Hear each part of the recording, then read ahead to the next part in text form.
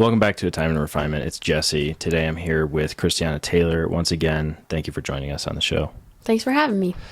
Today we're going to be diving right into personality types and archetypes and all that fun stuff. So, Christiana, you have recently identified yourself with the INTP. Give me a little breakdown of that. I have indeed classified myself further. I love classifying myself. I know.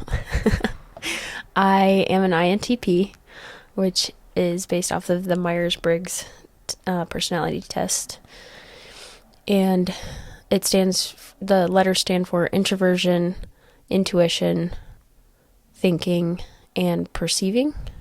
So the general designation for this type is called the logician, which is not a magician. It is someone who works with logic. Yeah.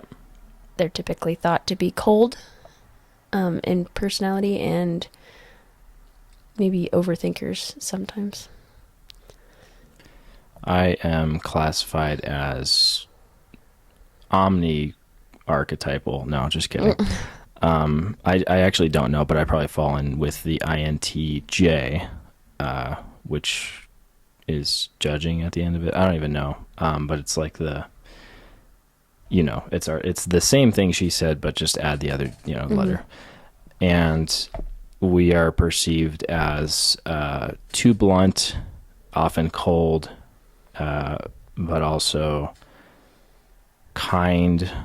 This sounds so generic and cringe at this point. We're like so complex. We're kind, but we're also like super awesome. No. But yeah, this is probably the case for all of the archetypes. Like they'll have some sort of duality to them. But it's interesting because I definitely, as an INTJ, struggle relating to the extroverted types. I'm sure you can relate to that. And I also relate heavily to the introverted types. Shocker. I know we relate to people who are like us. Yeah, pretty crazy. What is your take on the other side of the spectrum, which would just be the extroverted types? What have you found with them? Well, I used to be one.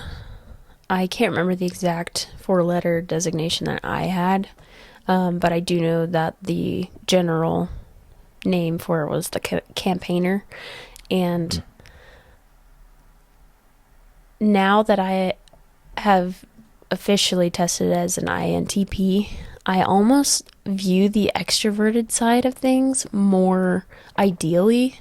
Like I wish that I was not as thoughtful and perceiving as I am, because it makes it so hard to skate through life. Oh yeah. It's like I'm constantly intaking information and overthinking about it and like deciphering things, and I wish I could just be likable sometimes. Yeah. And I know like intuitive introverted people, both intuitive and introverted. I think that like at least for me, we struggle initially with navigating the world when you're trying to not have a mask on, realizing that you need to have a mask on. All of the extroverted people succeed with a very calculated mask. And yeah, that's something I'm still navigating. What do you think about that whole thing? Like the life is a costume party and you're supposed to show up with the mask. Well, I wonder how calculated an extrovert's mask is, That's true. I think that a lot of it is emulation because they tend to not overthink things. Yeah, that's actually. It seems like they get out of their head about things and they just do. Yeah.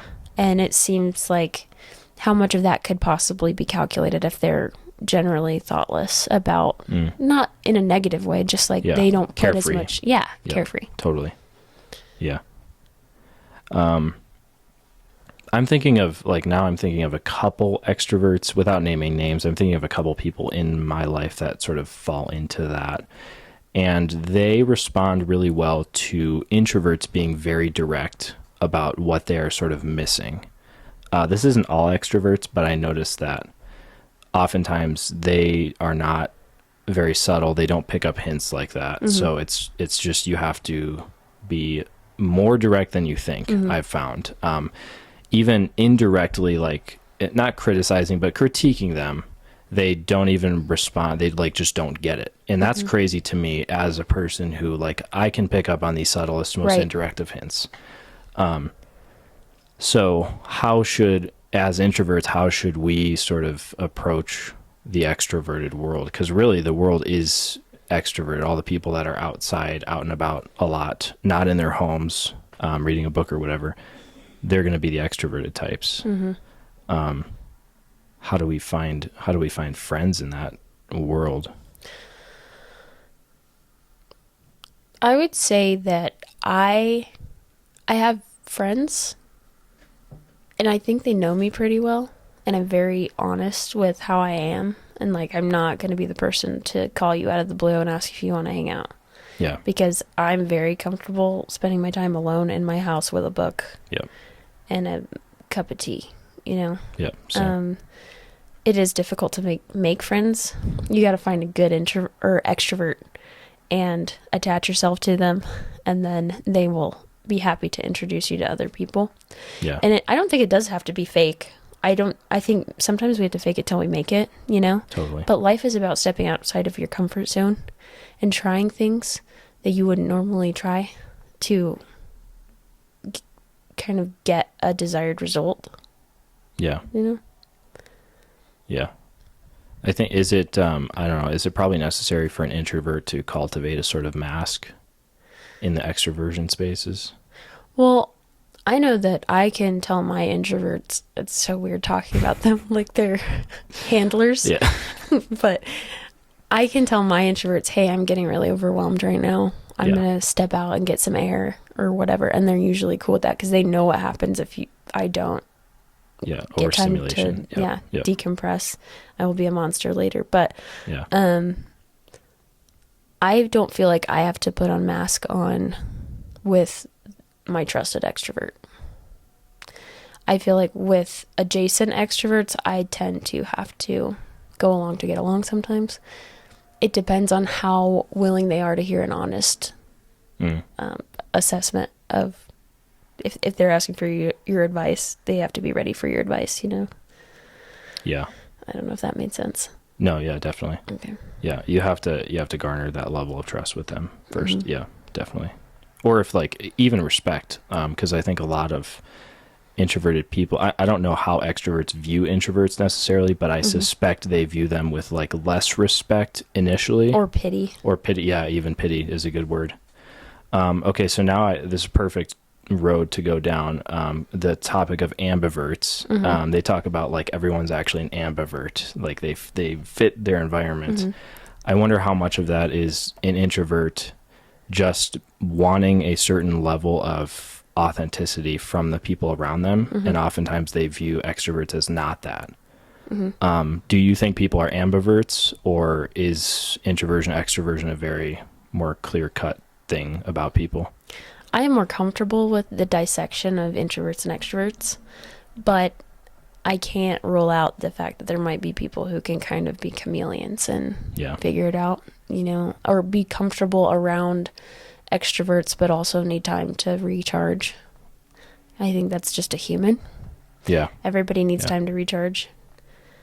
Otherwise you hear about people, you know, not doing so well. Well, okay, so interestingly, I've heard that, I don't know if this is true, but they say extroverts recharge when around other people, and then like their battery dies when they're alone. That sounds insane to me, obviously. What do you think about that? It sounds like somebody who's not comfortable with themselves. Yeah. More so than people somebody who is more comfortable around other people. It's like it's almost like seeking validation through other people rather than taking the time to sit with yourself and get comfortable with who you are. I hate to use the term energy vampire too, but in almost ways it sounds like that. Because I am not really I'm like the opposite. I feel if I'm at a social event, for example, like once I hit that threshold, I got to be out of there. Like it sounds crazy, but I literally feel the energy being drained from me from the people around me. And yeah, it's interesting. So I'm imagining I wonder if that's the case where like extroverts in a way feed off of the energy of introverts, and it creates this like weird parasitic loop. Am I thinking too deep about this? Maybe. You might have gone off a little bit. But I'm good at that. I think I have people that I am recharged by, and there are people that I am exhausted by. And usually that has to do with how I believe they need to perceive me to be comfortable. So I guess you could say I'm asking for those people that are maybe so different from me that I feel like they won't accept me without the mask. But there are the people that I can be myself completely around, and either I don't put as much stock in how they perceive me, or I understand our friendship well enough to know that they're not going to give up on me because I'm not perfect. Yeah, and that actually, weirdly enough, is its own wellspring of energy, is being yourself around someone. It's almost like, it's not you're feeding off of them, but like it's a sort of symbiotic wellspring of energy between the two people, and I think that's where it needs to be ultimately. What do you think? Okay, so what is a piece of advice as an introvert you could give to the extroverts out there? Sounds kind of corny at this point, but like, how should they know us? Like, how should they hang around us?